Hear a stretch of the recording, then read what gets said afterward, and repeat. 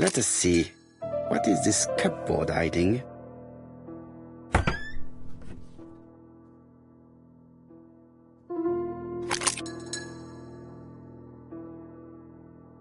This looks like solfège.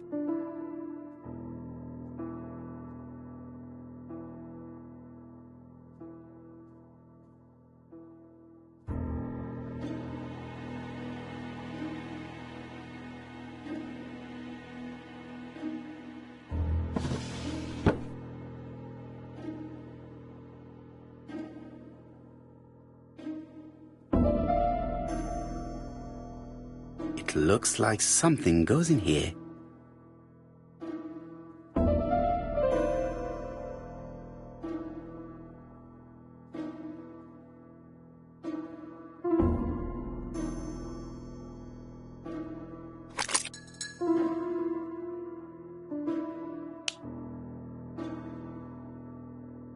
There is bound to be a clue somewhere.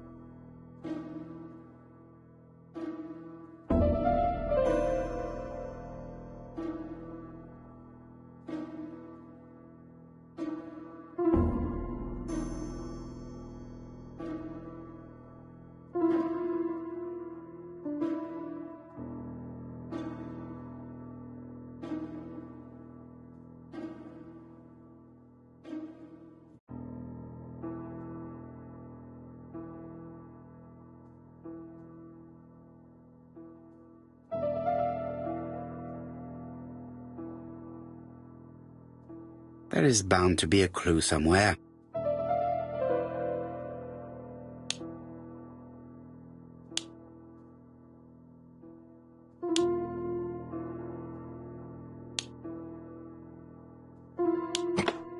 I heard the sound of a mechanism being triggered.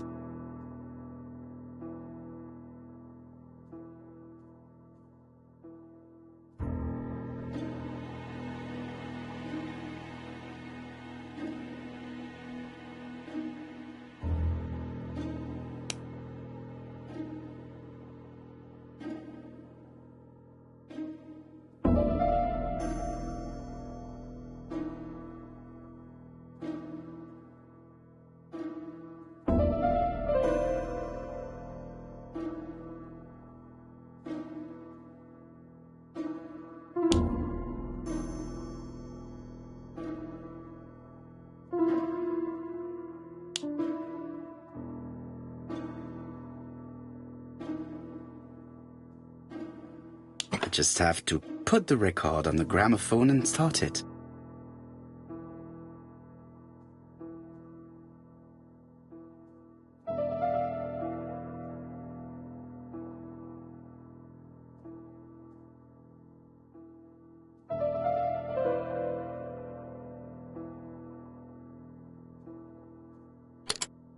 That doesn't work. I must have forgotten a step.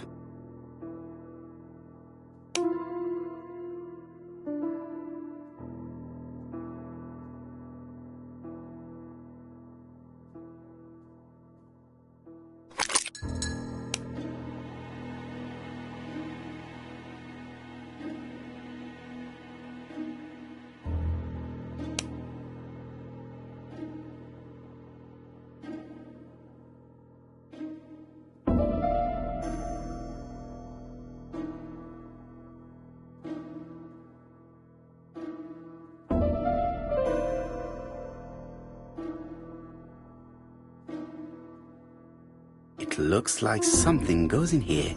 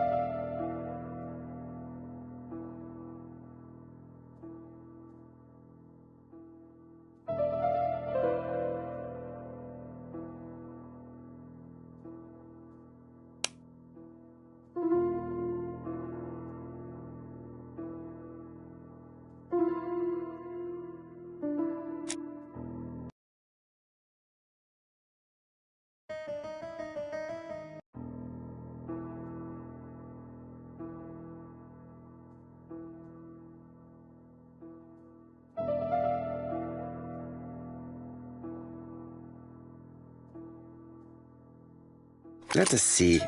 What is this cupboard hiding?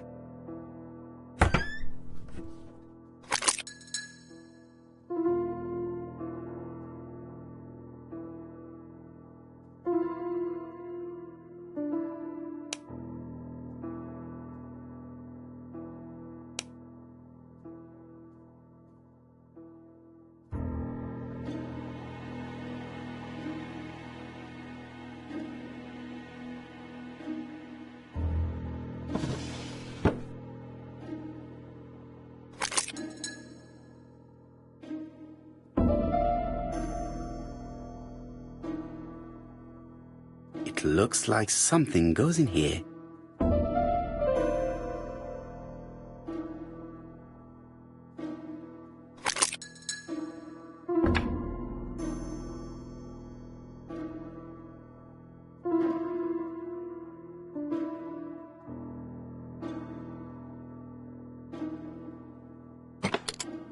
That doesn't work. I must have forgotten a step.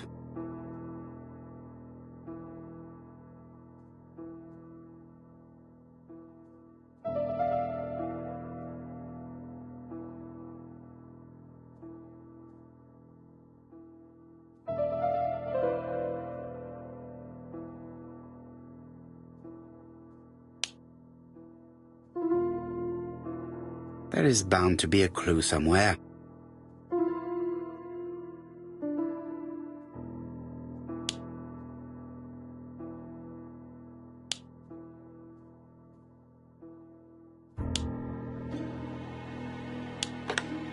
I heard the sound of a mechanism being triggered.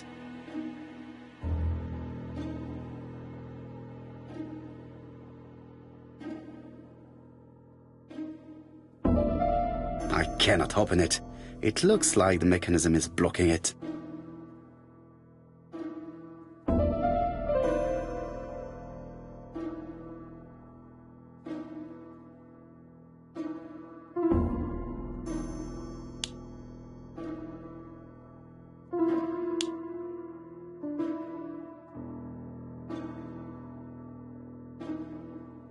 I just have to put the record on the gramophone and start it.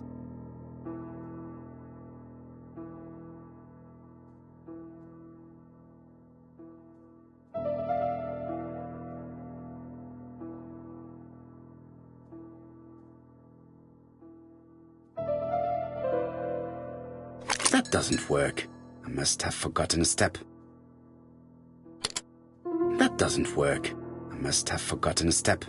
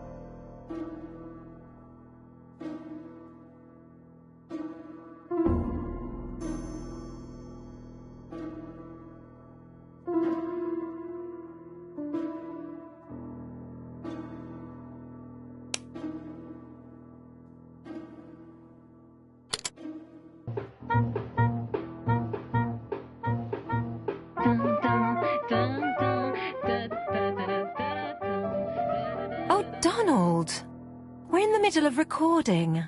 Sorry, Betty, but it's not wise. The doctor said you should rest your voice.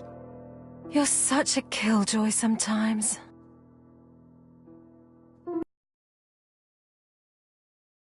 Betty was such a good singer. It's true. Did she have any problem with her throat? Yes, she had to be careful with her voice. Of course she didn't follow the doctor's advice. If Don didn't insist, she... Well, it's too late for all that now.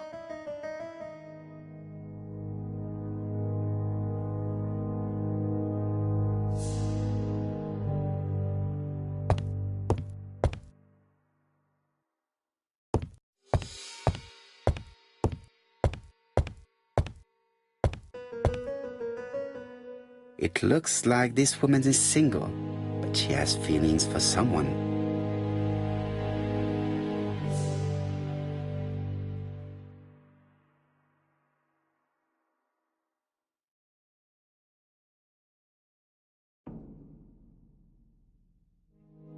She is looking so intensely at this photo. But is it really a sister that she's studying in this manner?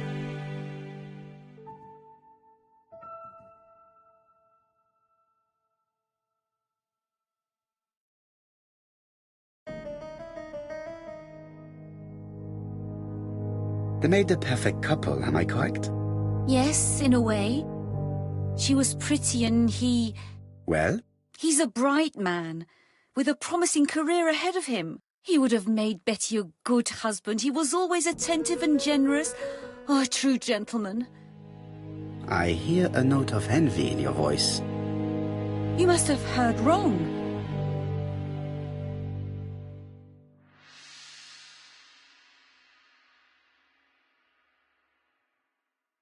You have not mentioned Donald's jealousy. There's nothing to say. I am not your enemy, Mademoiselle Bernard. And you are not my friend either, Mr. Poirot, sir. Yes, but your lies are not helping Mr. Fraser, or you for that matter.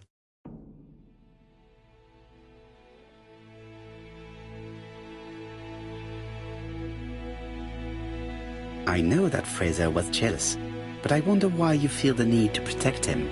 Protect him? I hope you're not suggesting... That you are Fraser's accomplice? There is nothing to suggest that, at least not yet. It would appear that your sister's murder is the second in a series that we have to stop as quickly as possible. The first was in Andover, and the same as your sister, the murderer sent me a letter informing me that a crime would be committed in that town. Now can I count on your honesty? Yes, you have my confidence, Mr. Poirot. Don is a quiet and sensitive young man. Slightly reserved, too. And as is often the case with reserved people, when he flew into a temper, he completely lost control. He could be so violent. Betty was frightened. And when was this? The first time was about a year ago.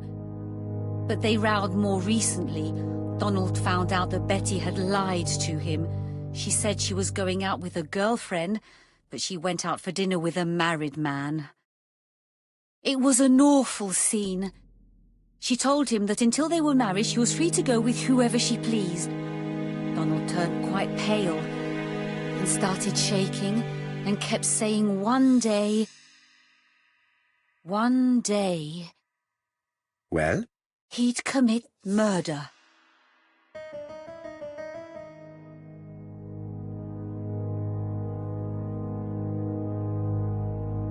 Do you think that is what happened? No, Mr. Poirot, I don't believe that. You yourself said he may be a recidivist madman. Don loved Betty with all his heart. I can't imagine for one instant that he would hurt her. Very good, Mademoiselle Bernard. Thank you for your help.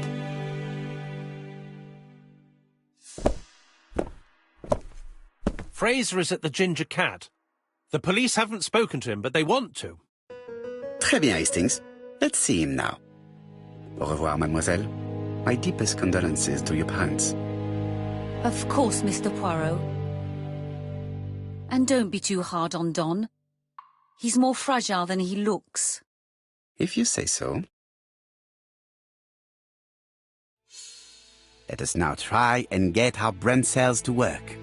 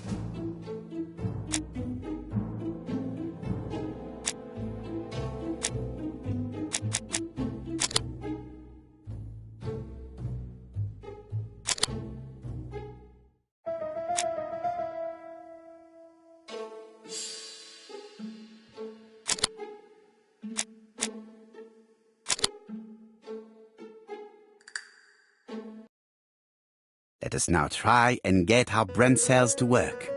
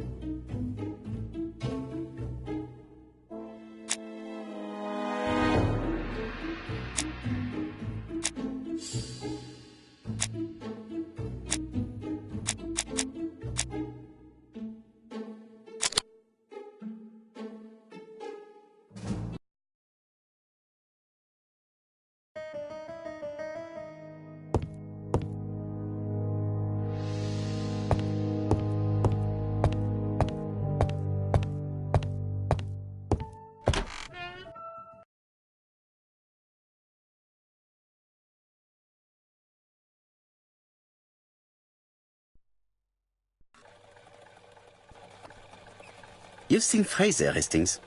What is your feeling? He's a big chap.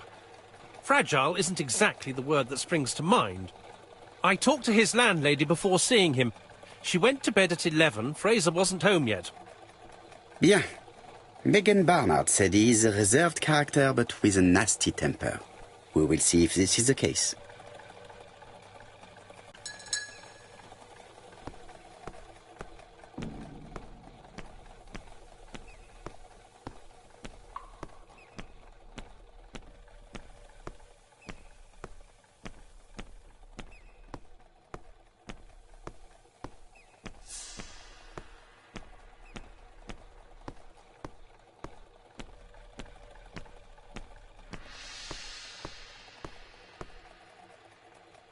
Hastings appears to be ill at ease.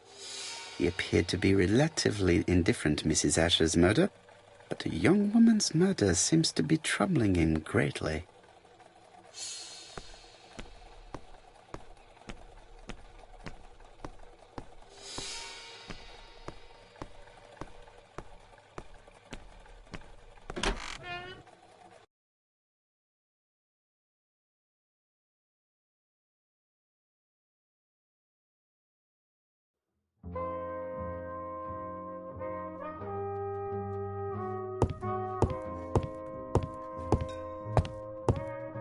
How do you do, Mr. Fraser? You Hercule Poirot. Mr. Hastings said you wanted to speak to me. Yes. I know that it may not be the right time, but I would like to ask you a few questions.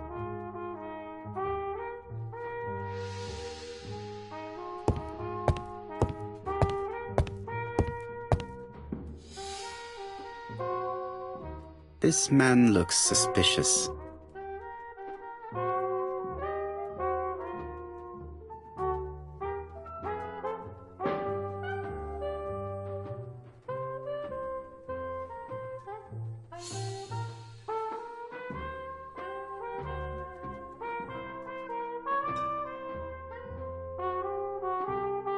Leave me alone.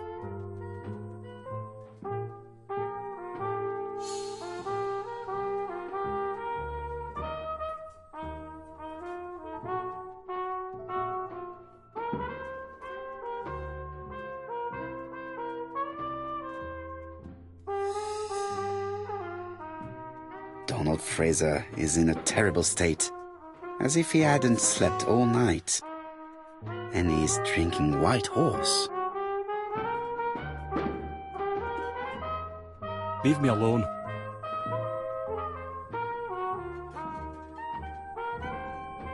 Tell me that it's a mistake. That Betty isn't dead. Sadly, your lady friend has been murdered, Mr. Fraser. Oh, Betty, if only you'd listened.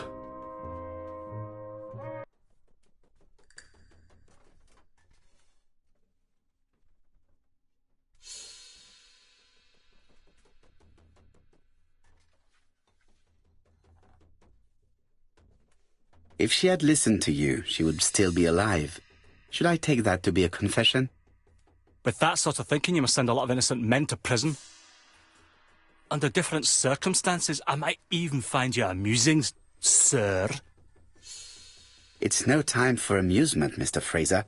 It is time to find your fiancé's killer. Did you know what her plans were for the evening? She said she was having dinner with her sister. Yet, Megan only returned to Bexhill this morning, Mr. Fraser. I didn't know. Right.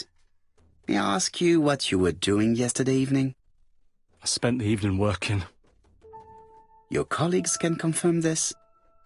No, I often take work home with me.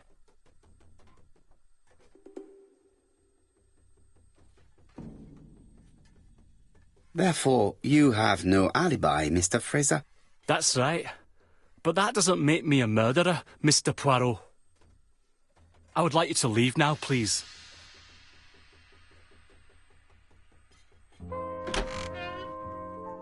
Ah, I knew I'd find you here, Poirot. I thought the victim's young man was here. Yes, he's all yours, Chief Inspector.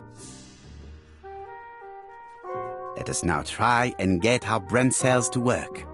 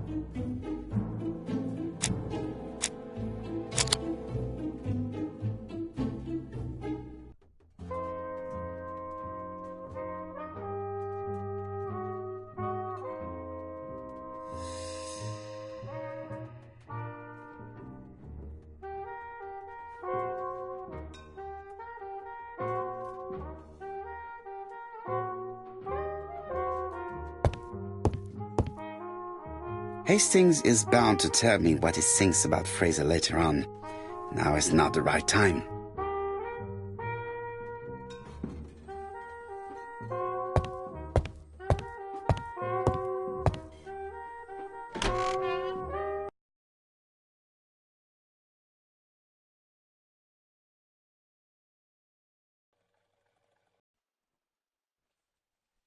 Fraser doesn't have an alibi and he's extremely jealous. You are very skilled at summing up. And yet you haven't asked Jap to arrest him.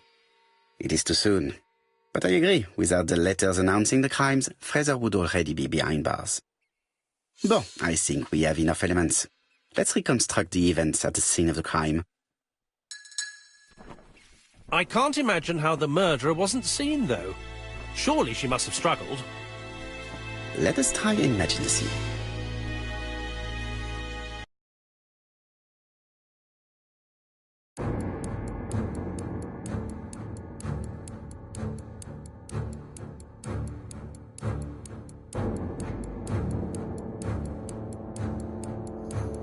The killer and the victim are walking on the beach. Miss Betty has a bag, a belt around her waist, and carries her shoes in her hand. Both of them walk slowly to hut number 5.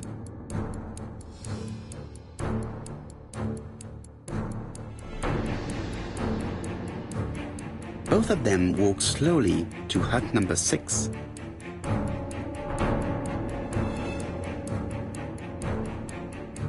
Miss Betty enters the hut. She leaves without her belongings. Then she hides a code.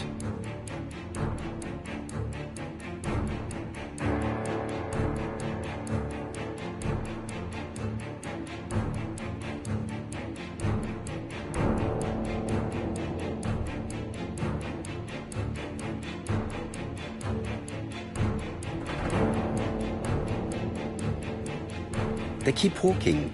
Then she removes her belt. The murderer moves behind her and then attacks her by surprise. The body falls, lifeless, on the sand. Everything appears to match the crime scene, mon cher Hastings. That is exactly what happened.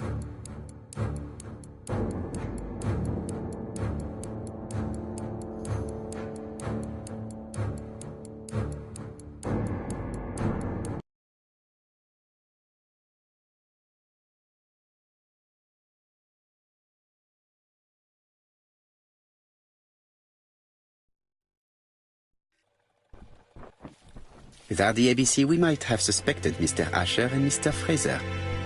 But by signing his crimes, the murderer is making sure he's accused. In a way, it is very generous of him. Generous? The murderer seduced Betty in order to lure her to the beach and kill her. Indeed, the young woman was certainly careless, but not stupid enough to follow a stranger. What are you planning to do, Poirot? Return to London, mon cher Hastings.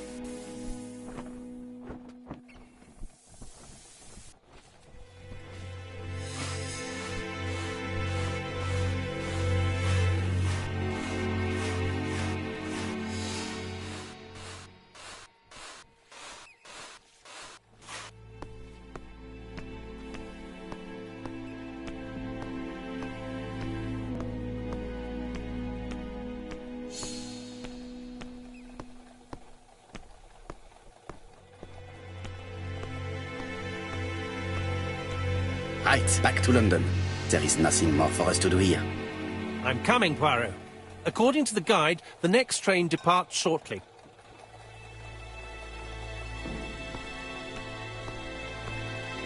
Right, back to London. There is nothing more for us to do here.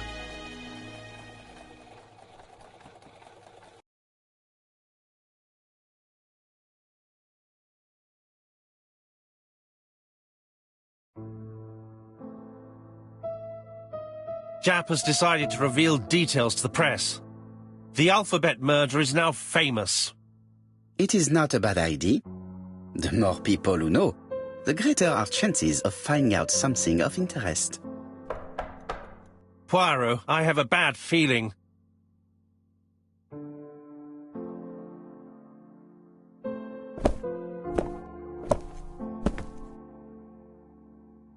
Poor Mr. Poirot, not so good at these little criminal matters as you thought yourself, are you?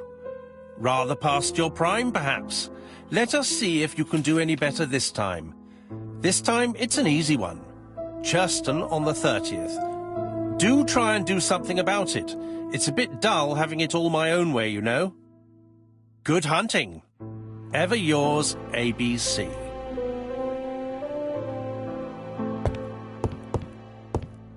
Good hunting. Did you hear that, Poirot? The murderer seems to be taking it all as a game, a challenge. He will strike on 30th in Churston. We must warn Scotland Yard.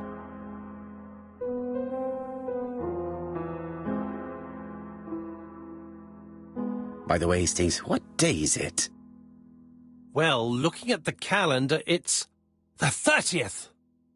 No time to lose. We must prepare our suitcases for Churston. Mon Dieu, it is already 10 o'clock. I will call Scotland Yard immediately.